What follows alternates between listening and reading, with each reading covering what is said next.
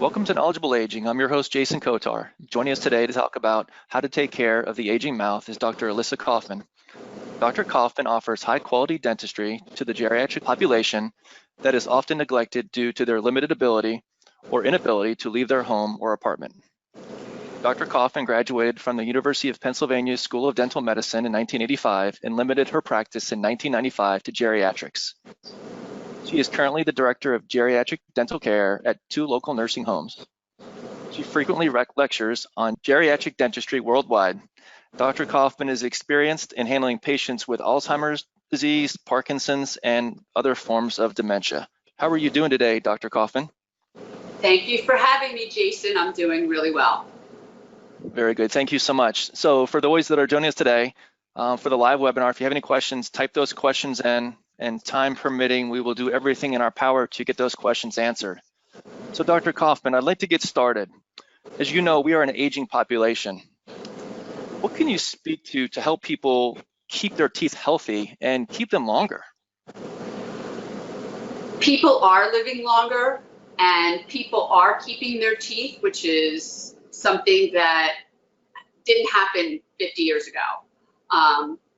Since fluoride was invented, obviously it strengthens the teeth, and most toothpaste had fluoride in them, and people are using the right toothpaste. But I will say that not all toothpastes are created equal. Some toothpastes are very abrasive, and some toothbrushes are too hard.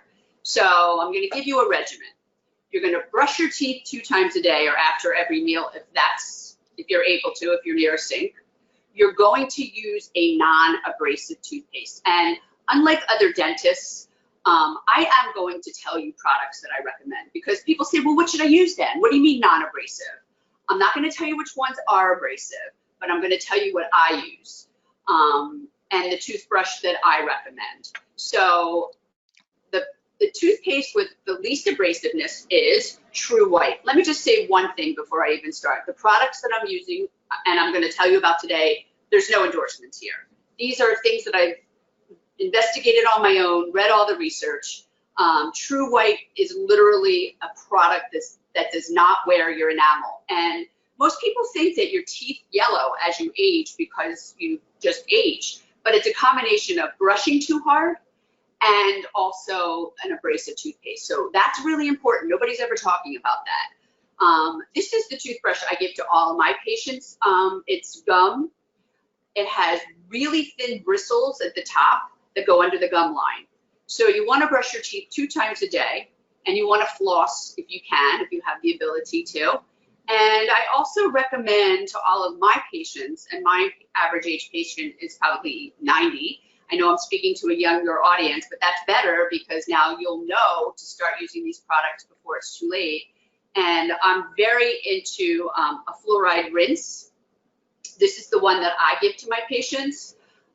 Elevate makes it, and you get it online. And I feel that the combination of doing that keeps your mouth clean, and it really, really, really helps you to keep your teeth as long as possible. So brush the teeth you want to keep. That's what I have to say. Very good. So, talk to me about you getting into this niche practice. I'm curious as to why you got into this. Well, I was always the denture nerd at Penn, and I won the Booby Prize for making the most dentures over your requirements, which I think was 4 dentures. I think I probably made like 30. So I got really friendly with the denture guys in the lab. Still remember they smoked cigarettes back then. I mean, it was a different world in the 80s. And they always told me, listen, you have this talent, don't give it up. Well, no one wants to make dentures. It's really hard to find a dentist who makes dentures these days. So I kept it up, and I absolutely love making dentures, and I have a great lab. I had the same lab guy until I buried him at, I think he was 85, and he said he was going to go down with the spatula that he used for me in his, and I gave him the spatula at the end, which is not a very nice story, but it is a true story. And now I have a great young guy, and my dentures fit, and people think dentures don't fit because dentures always don't fit, but that's not true. Dentures should fit, and it's not like every dentist is capable of doing it. I got into the field because my best friend's dad had a stroke, and couldn't get to the dentist. So I went to his house and started cleaning his teeth. And her mother said, well, my friends also have aging husbands. Could you help them? And a bell went off in my head, and I said, wow, why isn't anybody doing this? People are doing mobile dentistry with vans, but if you could get outside to get in a van, then why not just go to the dentist? So I literally bring my equipment with me. And I've been doing it for 30 years straight, and I've been practicing 35 and doing a lot of dentures in those 35 years. So take me back. So where it was in 1995 to today, are they teaching geriatric dentistry in school, in medical school? Yes, they are. They're teaching it, hopefully more modules than what we had. I know that some schools more than others. I'm lecturing to Tufts next week or the end of this week, and I have other speaking engagements. So obviously they're really interested. It's just finding the right people because it's not such a widely known field. I mean, you'll find very few people who have limited their practice to geriatrics like I have. With the COVID, I have taken on some younger people who just are afraid to get out, but those are far and few between. Yeah. And so a little bit more, I'm going to kind of expound on this just a bit. So you're in geriatric dentistry, that's your focus now. But as far as house calls, was that something you kind of eased into, or did you just say right off the bat, I'm going to get into this field, the specialized field, and I'm going to start doing house calls? I sold my practice after I'd been practicing for about 5 years. No, more than that, 8 years, to just do house call dentistry full time. And it was so unheard of back then that I was afraid to even tell my malpractice company because I was afraid they'd drop me. But, you know, now I think that they all have to agree to let you do it.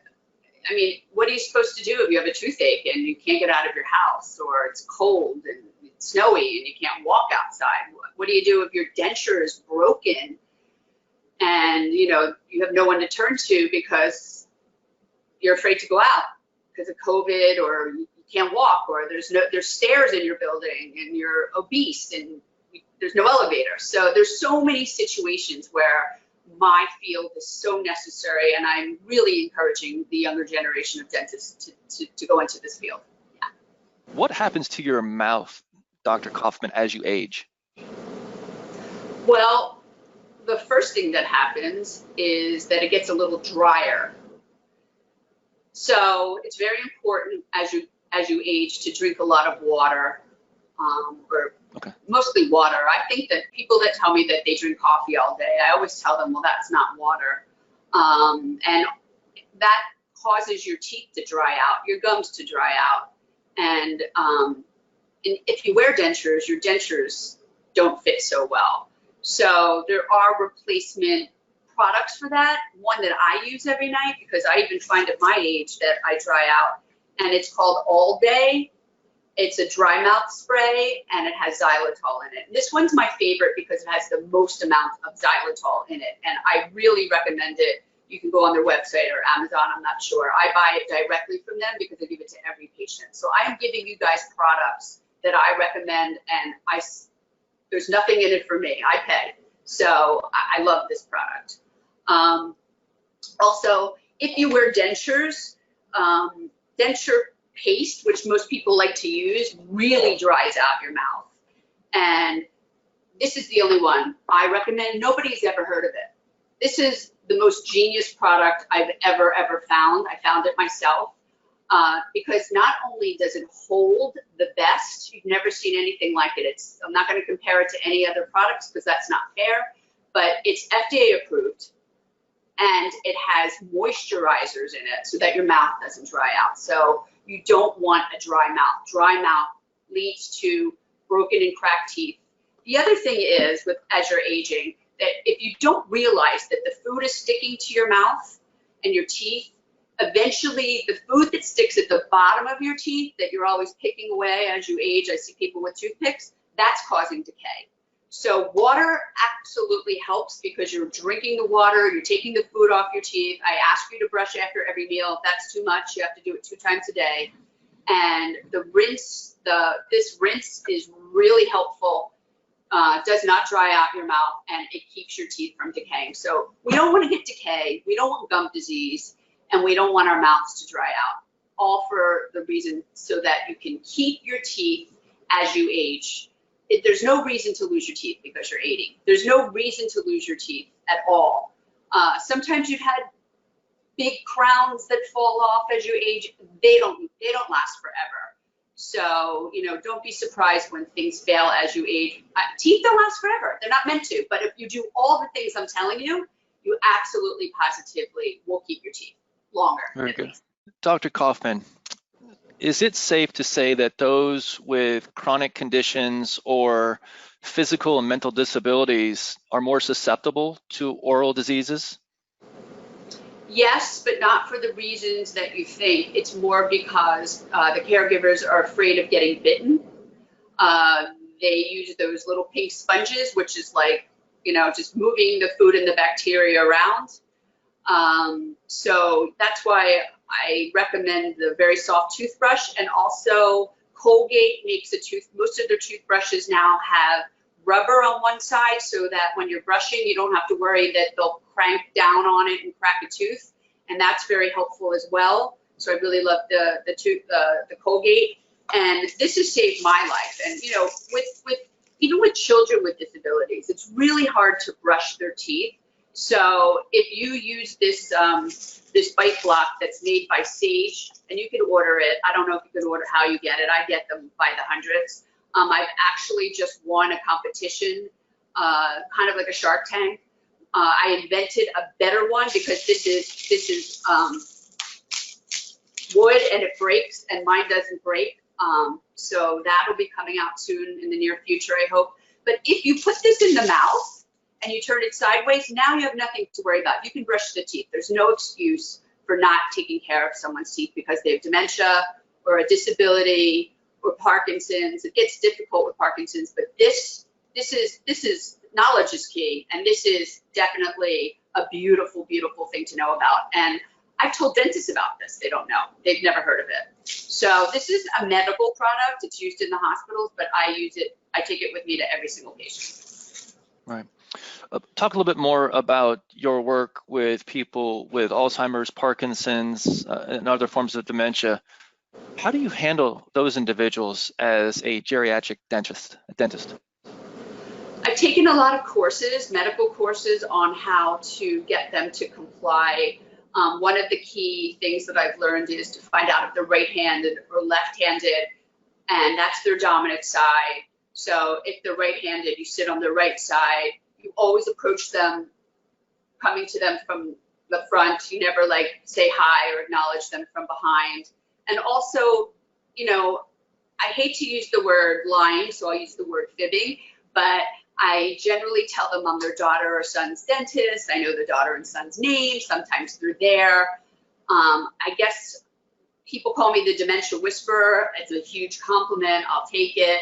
But I mean, I would say in 35 years, out of seeing thousands of patients, there were only 2 that I had to say, sorry, they need to be sedated. And not everything can be done in the home. Sometimes they do need to be sedated. I don't do anything that I even think there's a 1% chance that I can't complete perfectly in the home. Right. So can we start from the beginning as far as dentures? Can you just help us? Yeah, okay. What is a denture? What is a denture? So a denture, I forget the saying, and it's a saying that my dental school professor taught me. Dentures are not teeth. They are replacement for teeth.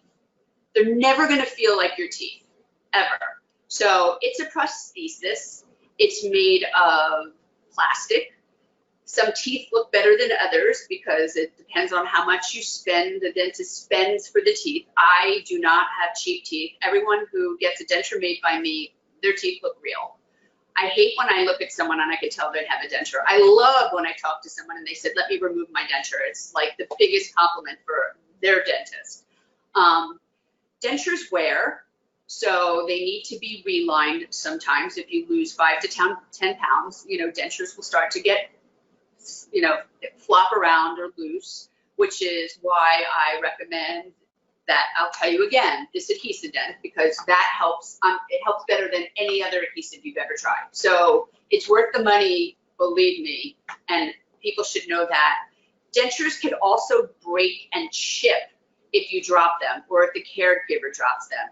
And please know that if you drop your denture and you have the pieces, it's easy peasy to fix. If you try to do it yourself and there's stuff in this pharmacy that says repair your own denture or reline your own denture, once you touch that, any good dentist will not touch it again, because now we know we can never fix it perfectly. But if you have 3 pieces that are broken or 2 pieces, you just call the dentist and you have them pick them. You know, if you go to the dentist, go to the dentist. If you need someone to come to your house like me, I go there.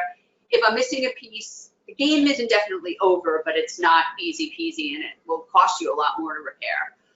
If you break a clasp off of a partial denture means you have some teeth and other teeth, you know, the clasps onto your teeth, and then the fake teeth are in the front. So it's a partial denture, exactly what it sounds. A complete denture means you have no teeth. But if you break a clasp, that also can be repaired. The only thing that I hear all the time that I can't help you with is when you flush the teeth down the toilet. That's a big problem.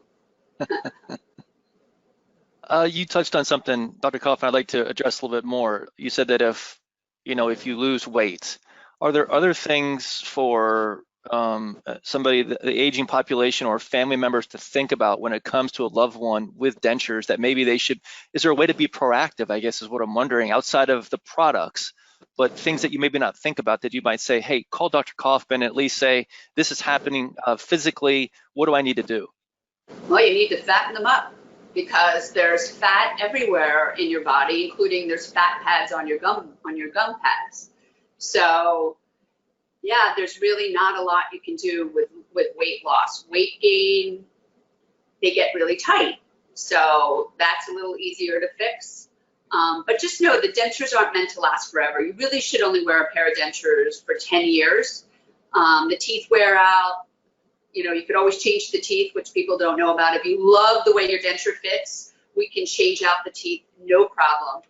And that's something that no one wants to talk about, because dentists would rather make you a new one than to just change the teeth. But I do that all the time.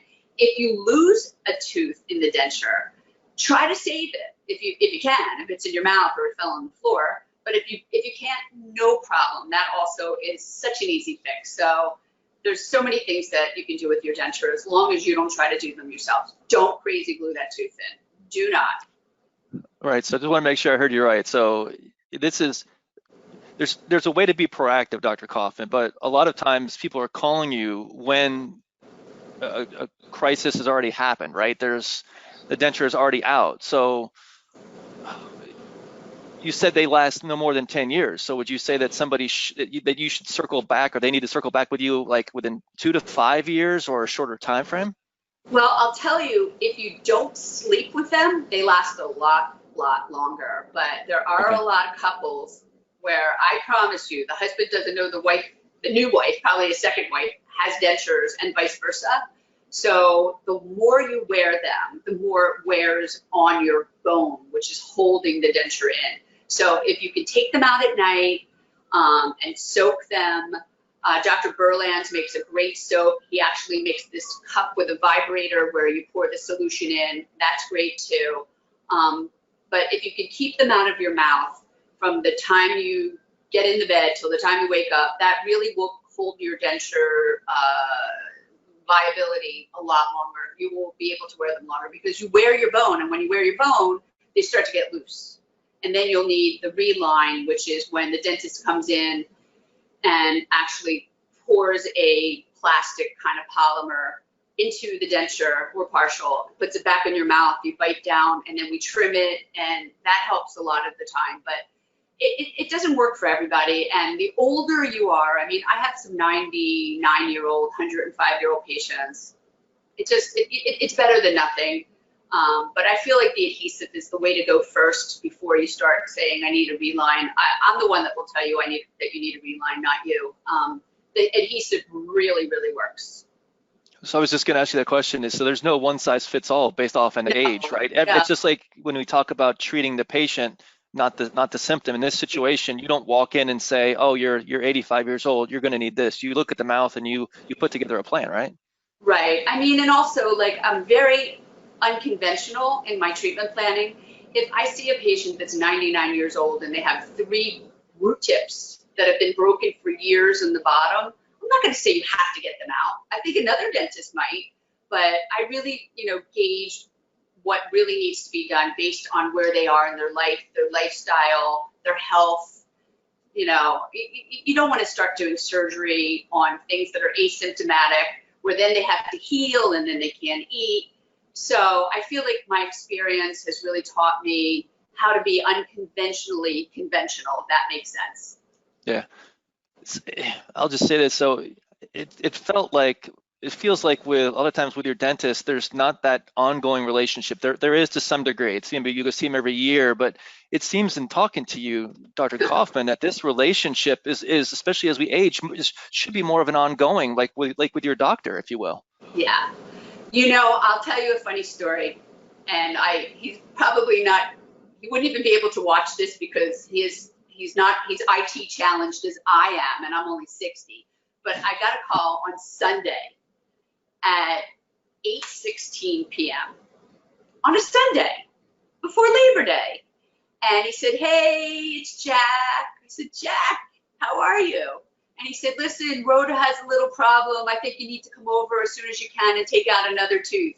I said, "No problem." I said, "Hey, Jack, do you have any other dentists that you call on their cell phone at 8:16 p.m. on Sunday night before Labor Day?" He Day goes, before Labor Day. "Alisa, I love you. You're not like anybody else." So that story just, and I'm going there after this interview.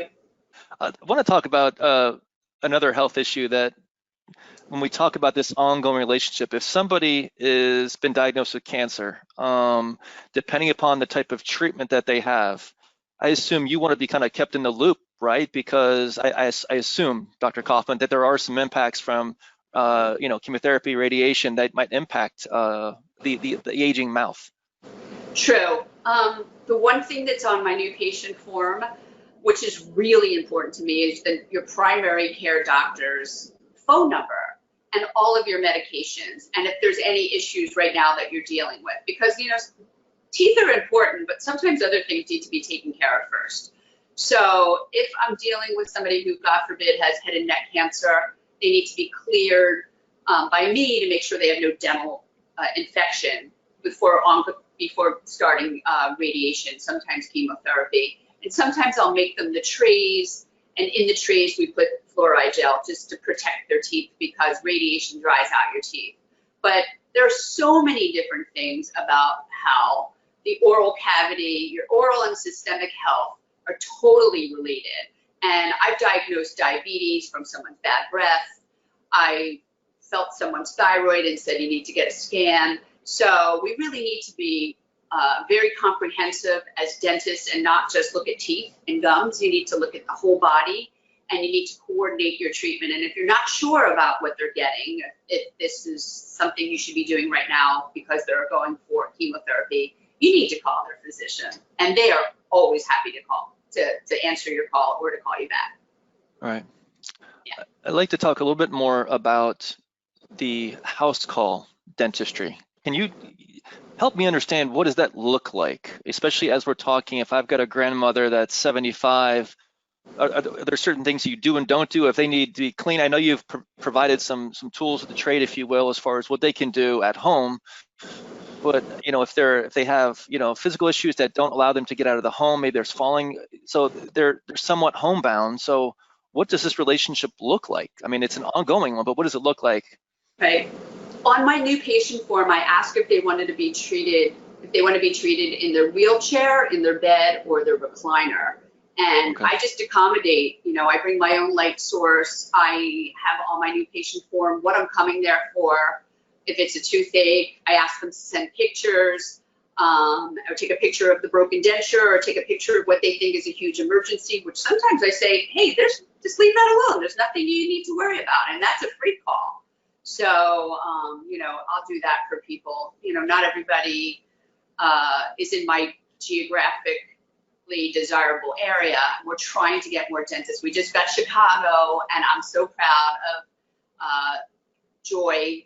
You'll see her if you go on my website. So if you're in Chicago, you got a great dentist there. And we have somebody in Nassau County, Queens, New York, and this needs to go everywhere. So I wish dental students watch this and they say, hey, I'm going to give her a call, because this is, by the way, here's my overhead. Where is it? I'm going to show you my overhead.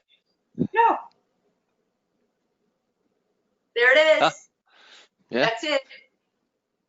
The only thing that you need to do is get a sterilizer. Everything else could be in your apartment or house, and the few that I know have them in their garage, but I just take mine to the hospital, all my instruments to sterilize. But that's it, no overhead. When can you be a dentist without any overhead? I mean, it's such an amazing field. You come out of dental school with $500,000 worth of loans, and you can open your office, Right. so to speak. Yeah. Right. Last question, doctor. Yeah. Talk to me about barriers, as far as we talked early on about, that when you got into it in 1995, there weren't as many. The ADA, the American Dental Association, is warming up to this. What barriers are you seeing going forward? Because look, we have our aging population. It's not slowing down, as you know. We are aging rapidly. So take a look, 5-10 years in the future. What do you see? I see that I'm going to be a pioneer, and that the ADA is going to be very excited that this type of practice comes into fruition, and that I will have a legacy, that I've started something that isn't just like a little fad, but is necessary. You must be able to get dental care in hospice, if you're on hospice, if you're in the hospital, if you're at home, if you can't walk down the steps. You have to be able to keep your dignity, to be able to chew your food, to be able to smile. So I see this just growing exponentially, and I mean, pray anyway. Right. All right. How can people find you, Dr. Kauffman? You could look at my website, which is geriatrichousecalldentistry.com. GeriatricDentry.com. And my email, which I would prefer you to fill out a form if you really have a question, but my email is Dr. Alisa Kauffman, without the period after doctor, so DRALISAKAU 2FsMAN @gmail.com. Very good. And you're all over social media too, right? I think so. I hope so. Well, if obviously when it comes to knowledgeable aging, you can find us on social media, subscribe to our YouTube page. This really fascinating conversation with Dr. Kauffman will be on our YouTube page, our podcast as well. Till next time, I'm your host, Jason Kotar, and this is Knowledgeable Aging.